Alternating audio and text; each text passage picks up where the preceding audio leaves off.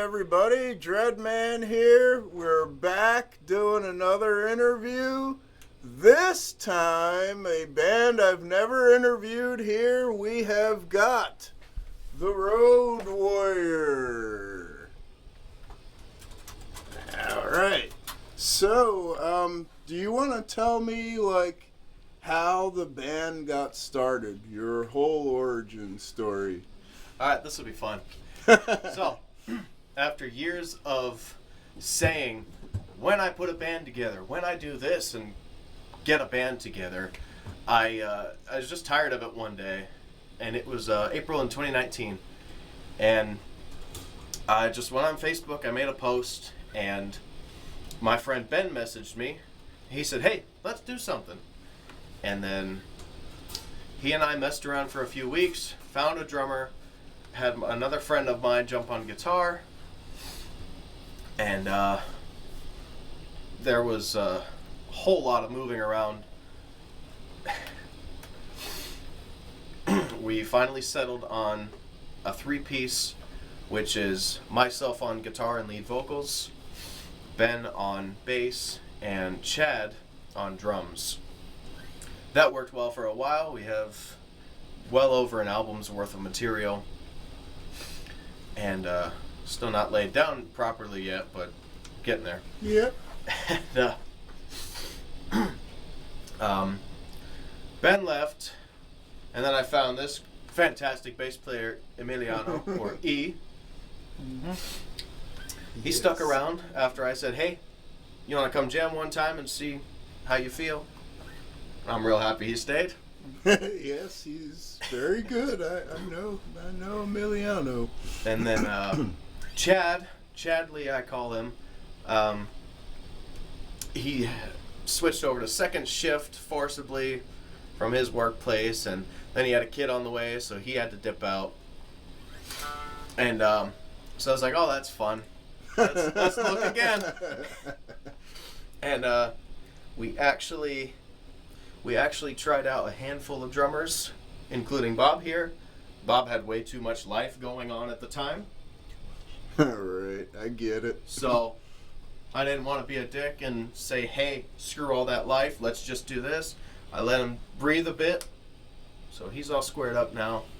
We went with a drummer very well known in Erie named Spike. Yeah. For a little while. Yep. Then he dipped out as well to go do his own thing.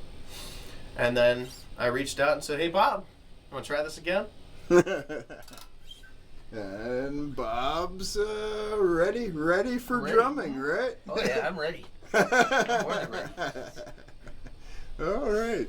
So we've got 2 singles and a 5-song EP out, streaming everywhere.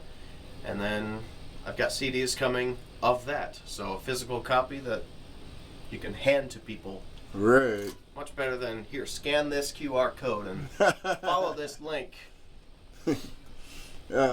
So did you, all of you, I'll ask, did any of you guys take lessons?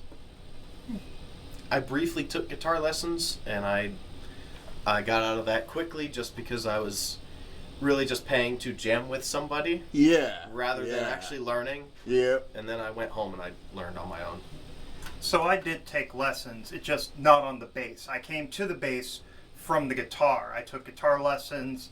My first lessons I took at 17, just, kind of regular acoustic and then electric. I took classical guitar lessons probably 3 or 4 years ago, but I never took bass lessons. Everything I know about the bass, I kind of just transported from the guitar. Oh, yeah. Every time I joined a band, they needed a bass player. The classic story. So I just kind of became the de facto bass player, and it got to the point where I kind of became an in-demand bass player. Right. I mean, it helps. I show up on time, I keep my instrument tuned, and I wear my underwear on the inside of my pants. So it all kind of worked out for me there. Just a personal off-note question. There's a project going on that I can't really talk about. Are you doing that again? Are you involved in that one again? I don't know. I've heard about it, but it's been on again, off again that I've been hearing about it. Right. Okay. Sorry to get off subject a little bit. Just curious, you know. Have you ever taken any lessons? Yeah, Wow. kind of. 92, I got my first scholarship off Donald Byrd. Oh, And, wow. Yeah, big band's always been my thing. Right, But it right. wasn't until I graduated in 93 I started getting into rock music. Right, That was a okay. whole nother field that I learned about. As it progressed, eventually I got into metal and everything. Yeah, I tried sure. to touch everything I could, so. Wow. Yeah, theater, a lot of pit orchestras. That really honed in my skills on chart reading, and Yeah. Awesome. that's a long story short. Yeah, that's awesome, man. So next question, what, like, all right, your sound, how would you describe your sound? I know how I would describe your sound. I try to be vague with classic rock, hard rock, and I like to say if it sounds old, I write it.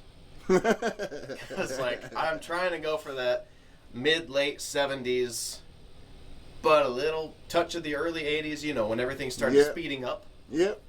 So I don't really have a general thing. Maybe garage rock. Right, That's pretty right. close. All right, what made you want to play that? Because it's very unusual these days. Like, these days, you know, everybody's like, it kind of got to the 90s alt-rock grungy thing, and everybody's either kind of that or they're heavy as balls or punk. Oh, it's funny you ask. I just listened to an interview with Rob Thomas of Matchbox 20, and he's like, yeah, in the 90s I listened to alternative and I wanted to play that. And I'm kind of on the same page. I listened to a lot of classic rock, Thin Lizzy, Black Sabbath, Yeah. Zeppelin. I listened to all that stuff, and I'm like, man, this is great. But you get tired of those old tracks. You hear nothing but those, and you're like, man, if something new sounded like this, I'd go for it. Yeah, That's what I want to do. that's awesome. All right, cool. All right, so you've played live. I've seen you a few times. So what's your plans on, are you going to be playing out live a lot more? I would love to. My big thing for the Road Warrior is world domination. So I want someone in every country to be like, oh, I know that band. They're coming soon. I want to see them. Blah, blah, blah. Which you've just answered one of my other questions. Oh, perfect. How far would you want to take the Road Warrior? To the grave. To the grave. Maybe don't put the logo on a headstone for me, but if my wiki page is full, great. That's awesome. Yeah. Okay. Well, world domination. What do you think about? I've seen you in the Erie scene. This pretty much what we cover here. Mm-hmm. Well, one, what's wrong with Ashtabula? I'm gonna just ask that question in general. I'm going to half answer this, and E can finish the rest because he knows a little more, probably. Maybe. But there's just no venues here, and there aren't many bands we can mesh with. We're not a 4-hour band like local cover bands. All credit to them. Great. I Yeah. can't do that. My voice is not doing that. And I just want to play original stuff. Right. Yeah. You know, this sounds like biker music, driving music. This is perfect for any place. But we thrive in multiple band settings. Did you have a 4-hour night and you got 4 bands, a battle of the bands or something like that? Hell yeah. All right. Ashtabula, there's nothing. You have Geneva on the Lake nearby, 15 minutes away, and it's pretty cliquey, or they just want cover bands. Oh wow. So it's not great. E, what do you think? It is tough. It's some of it is due to the kind of changing demographic population of Ashtabula County in general. There's a lot more older individuals out here. a lot less younger people, especially people who want to stay out here in Right. the Ashtabula area. And as mentioned, venues are few and far between, so they want the insurance of a group that's going to draw, which is why they go for cover bands, because everyone can recognize a cover band. Oh, they're going to play this person's music, or they're going to play the music of this genre. We don't need to worry about who the band is. We can just bring in fans of that. And again, there's nothing wrong with that. By all means, make your money.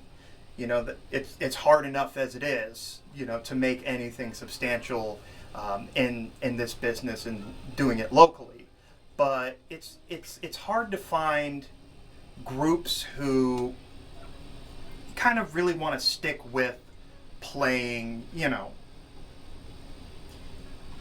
things that aren't guaranteed, so to speak. Right. We're in it for the love of the game. This is fun to us. This is enjoyable to us. We love the music.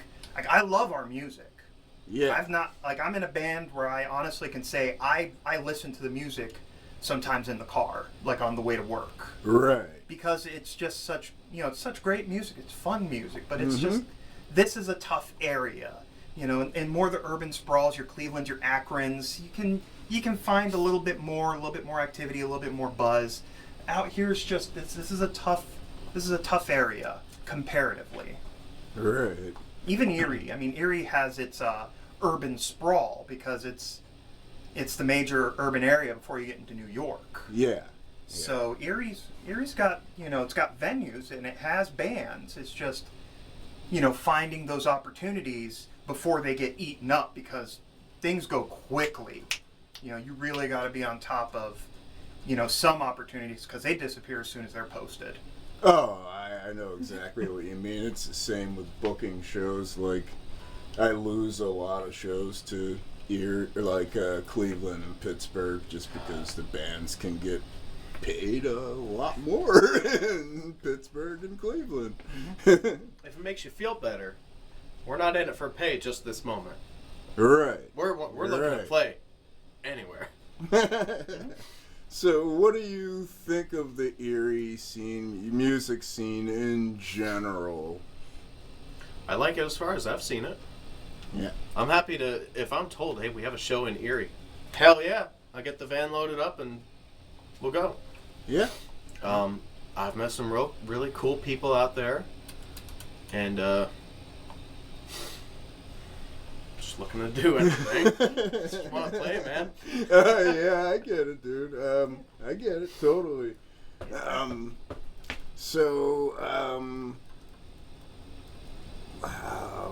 Talk about you have links online for everything. I do, yeah. A nice, easy one link is taplink.cc/theroadwarrior. Nice and easy. It's got links to where you can stream us. It has our socials. At the bottom, it has a PayPal tip jar if you're feeling generous. Every band needs some money. I'm going to be setting up a store somewhat soon to make it so you can order things. Like, we have t-shirts, I have keychains, I have more keychains being made, stickers. What I like to do is, if you buy something from me in person, I'll say, hey, thank you, please, here's my stickers, take one, pick one, whichever one you like. It's just nice to, people like extra stuff, man. Yeah. So you guys are playing Dreadfest, right? Hell yeah, finally!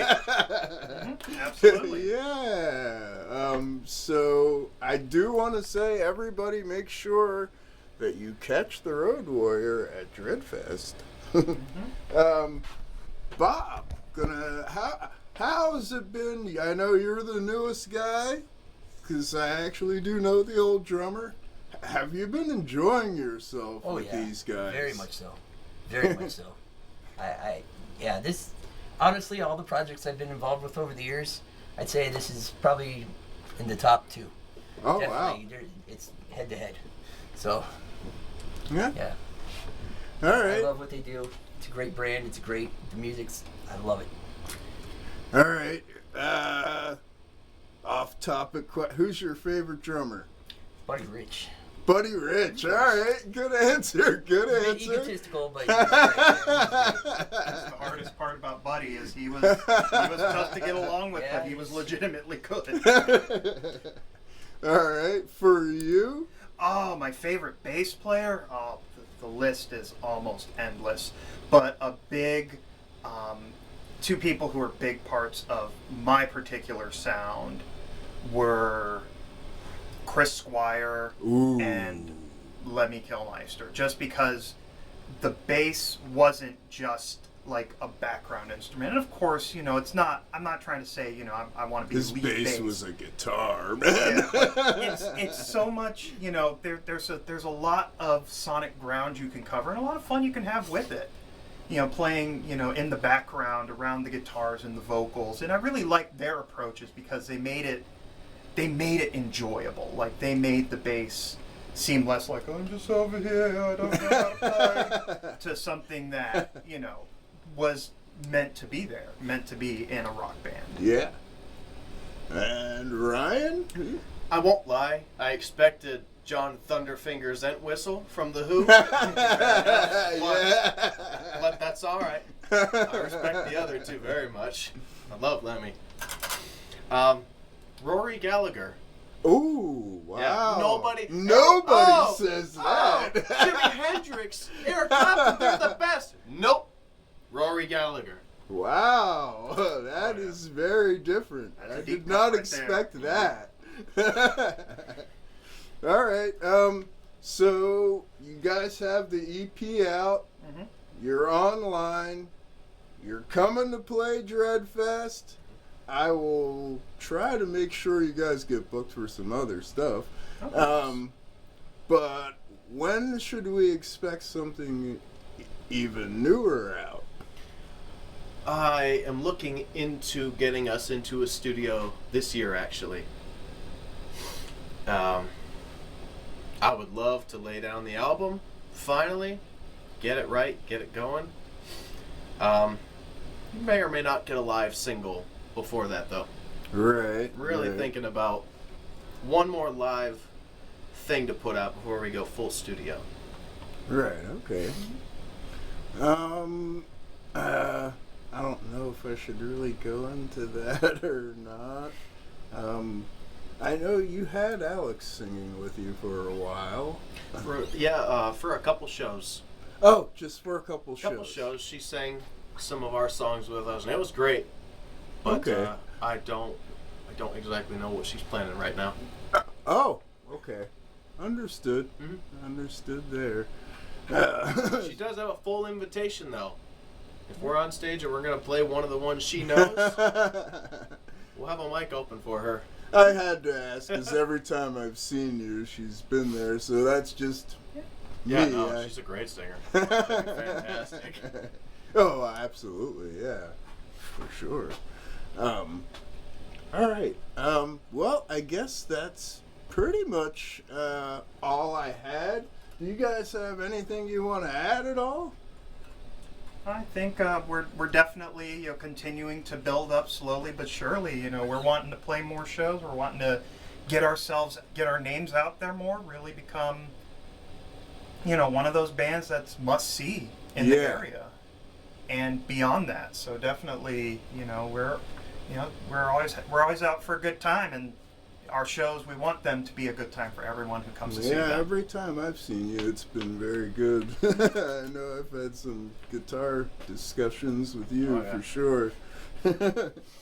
All right. Well, everyone, that has been an interview with the Road Warrior. I want you all to make sure. Hold on, let me see what time. What time? Do you remember what time you were playing? I believe we're on at 8, right? We're on at 8 p.m. 8 p.m. Friday, April 17th, Centennial Hall. Make sure you are present for the Road Warrior. They are just a good rock and roll band. You need to see it. It's not just the regular old metal and punk bands I'm known for. Come see something a little different. Alrighty. Peace out, everyone. Yep. Let's do it. Ready? Mm-hmm. All right, here we go.